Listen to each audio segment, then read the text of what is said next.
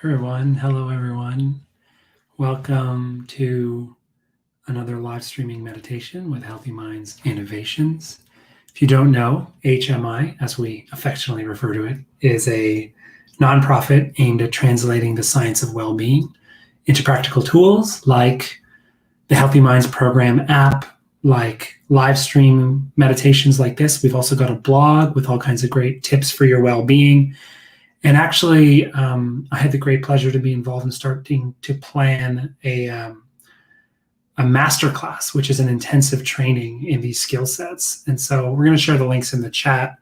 But if you're interested, you can actually sign up and get some deep facilitation, some 90-minute sessions, some one-on-one with facilitators, where we're going to go through the 4 pillars of well-being: awareness, connection, insight, and purpose. So lots of exciting things happening.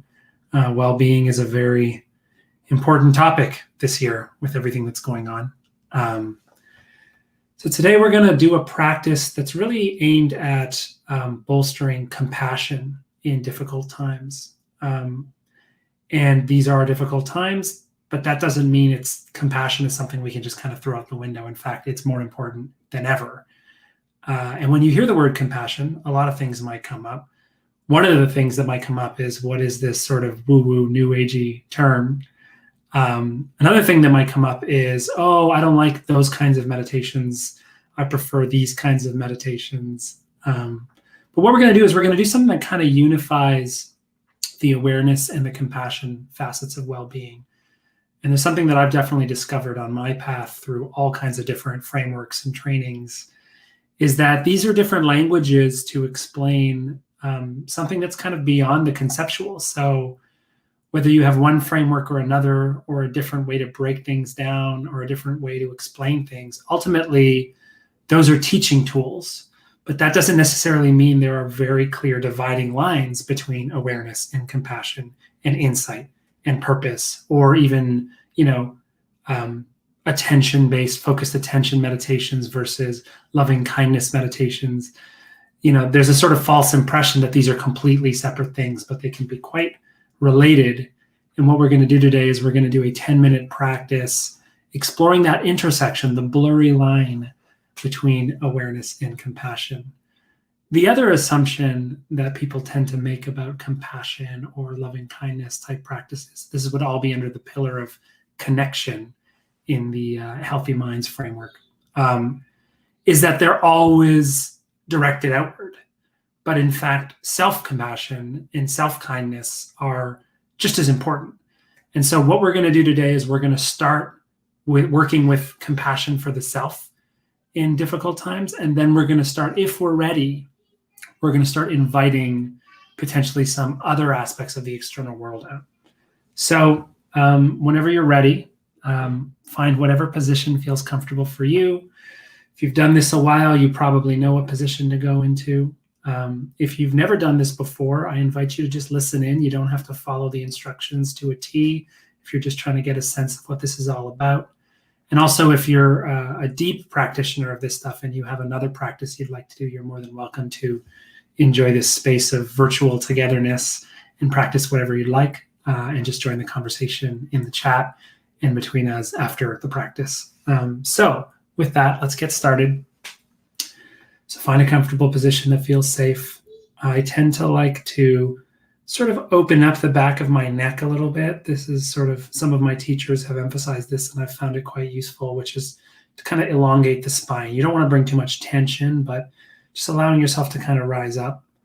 And sometimes it helps to take a deep breath and let the breath open up your posture. So as you're breathing in, opening the back of the neck and rising high. And then as you breathe out, just relaxing the jaw, the shoulders, the chest, letting the belly hang out, noticing your contact with the chair or the cushion or the ground, and resuming a normal pace of breathing. And if you'd like, you can close your eyes for this practice, or if you want to keep them open, just find a gentle place to fixate your gaze and relax the eyes and just let the light come in without too much effort. And before we get started with compassion, let's take a few moments to just come home to the mind and the body, accepting whatever might be here now. No need to control or change anything. Just letting yourself be as you are. I'm going to do this for maybe a minute or two to fully arrive here.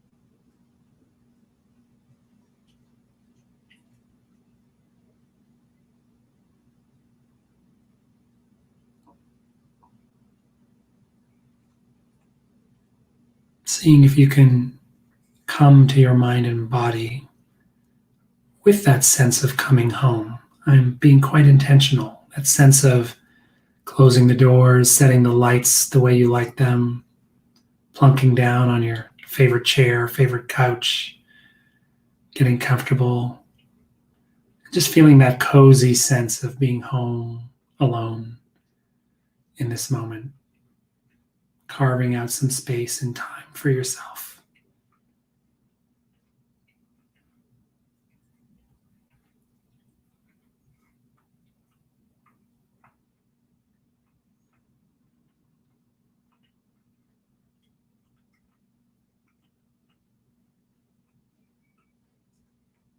Home is a place where you can just be as you are, you can just be yourself.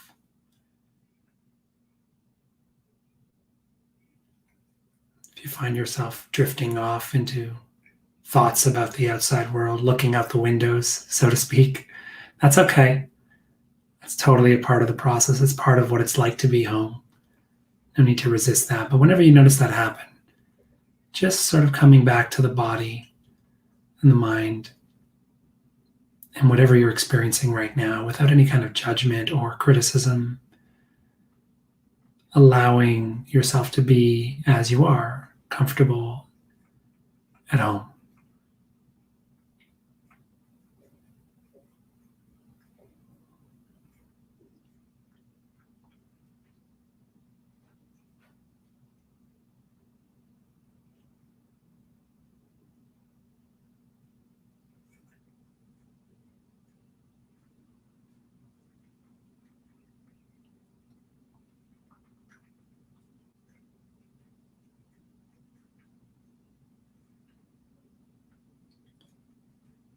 And now let's continue with this, but bring in a subtle ingredient of compassion towards yourself.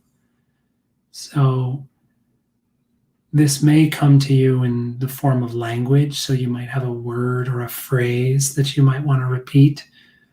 I personally am choosing the word ease as a sense of compassion for myself. You may turn that into a sentence like, may I feel ease, or may I be happy, may I be free. Or you may just make up your own sentence, something that feels like what you need in this moment to free yourself of any of the challenges and the difficulties that you're facing in your life and around you.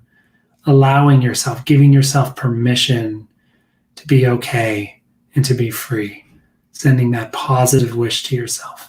Almost the way a loved one might wish for you to be free, happy, and at ease, at peace, whatever word you choose. If the repeating of a word or phrase doesn't seem right to you, you might also try something visual, like visualizing yourself at home in a cozy position or doing something you love to do, something that makes you feel free. Sometimes the visual approach is okay. And if neither of those approaches work, tuning into the body can also be an option, to tune into that feeling of ease wherever you might notice it, or the feeling of peace wherever you might notice it. Let's take a few minutes now to practice self-compassion in our own body and mind. Again, comfortable, coming home, safe, okay.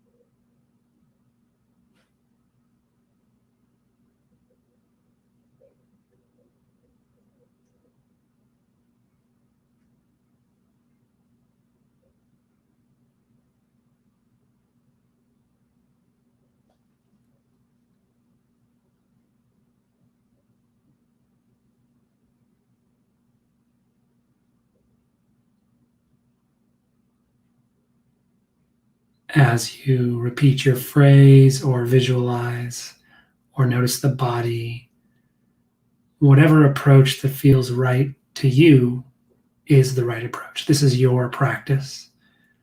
It's not really a right or a wrong way to do this.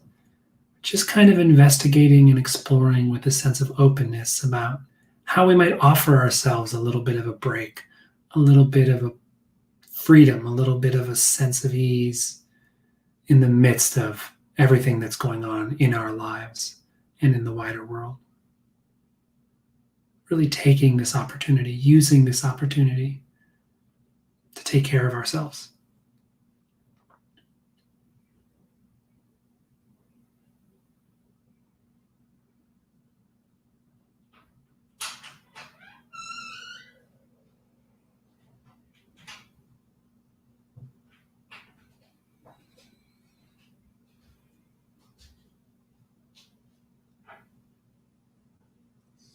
Now, if this feels like a good place for you, you're all cozy and comfortable at home, I invite you and encourage you to stay here.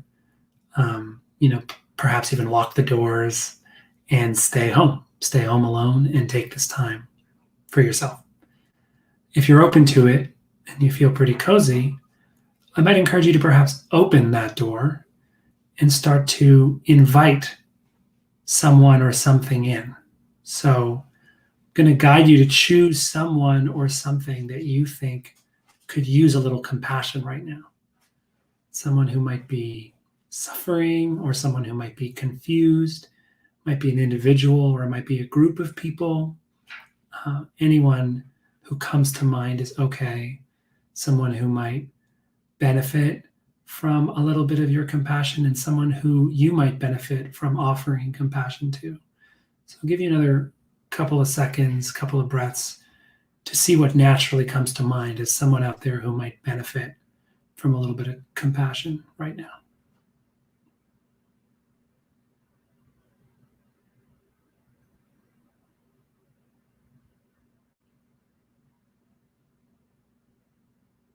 And once you've got someone in mind, invite them in. Invite them in as you would. Be a good host. Offer them perhaps the same word or the same mental images, or perhaps different words, whatever feels right. A wish for them to be free of difficulty, to be free of the challenges they face, to be free of the confusion that might be plaguing them, and recognize that despite all of our many challenges and difficulties and even our differences, the fundamentals are the same. And we all want to feel peace. We all want to be free. We all want to be overcoming the challenges and difficulties, and we all want to be happy. And so see if you can tap into that. And whoever you've invited into your home right now, you can welcome them, offer them a cup of tea, and help them get cozy the way you are. And again, if you wanted to lock your doors and not invite anyone in, that's perfectly fine as well, too.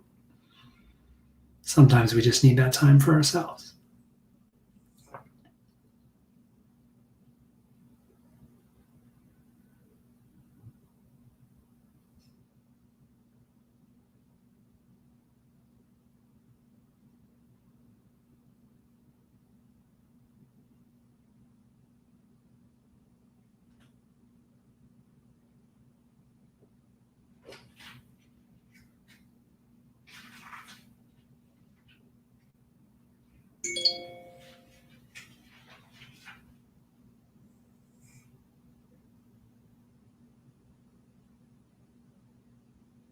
Okay, great.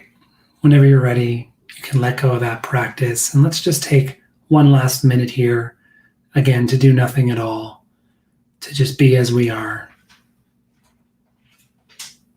coming home to the mind and the body, and even the outside world, letting it all be our home for this last minute.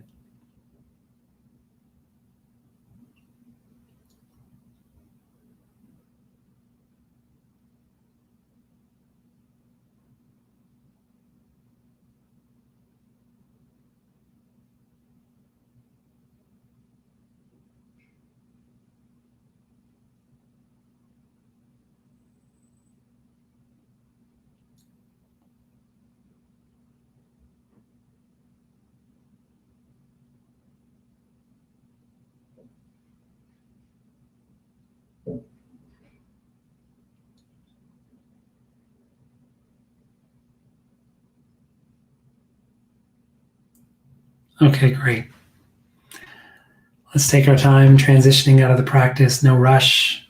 Give your body whatever it needs, maybe a little stretch, maybe a sip of water. That's what I'm going for.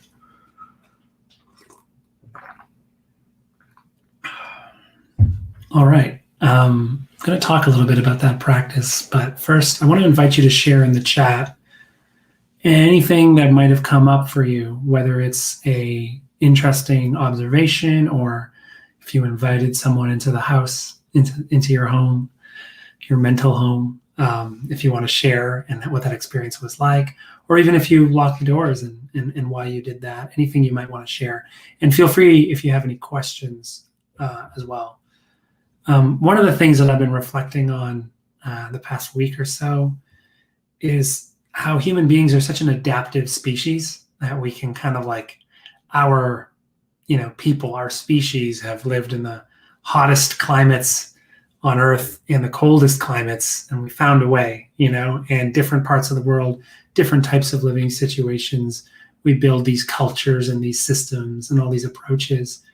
And you can see this in your individual mind as well, the way you're able to adapt to life. That's something that might seem like an acute change, horrible situation, challenge, that we can adapt to that challenge, potentially solve it, or even if we can't solve it, we can learn to live with it and come back towards a new normal. And 2020 is a really great example with all the changes that we're facing and everything that's to come. There's this sense of crisis, but there's also this incredible heartening sense of compassion where you see people adapting. Sorry about that. You see people, finding their way. Every time I see someone wearing a mask or socially distancing and trying to find their way to create some distance in service, as well as the people in the front lines who are working, the people that are still going to work. There's so many examples of us adapting to the situation. And now that we're 7-8 months in, it's starting to feel like, we're kind of trying to roll with this. We're trying to get used to it. And there's so many challenges that we're having to deal with. So there's a real positive side to how adaptive we are, but there's also a negative side where we can adapt to challenging situations and get used to them, and therefore stop putting effort into making changes, needed changes, necessary changes about that. So I think it's something that we have to be aware of. And compassion is such a vital tool to notice and break through when we get complacent and adapting to a situation that might not be ideal, and being able to channel that compassion to take significant action to make things better, but then also to ride that compassion when it does serve us, when we actually do notice our natural tendency to want to help people and help others and help ourselves. So thank you so much. I see some comments in the chat here. Hi, Christine. How are you? I want the peace I feel with myself in this moment to be felt by my friend Donna, who lives in Arizona. That's so wonderful. There's a sense of you bring someone to mind. So in this case, Christine, you're bringing Donna to mind.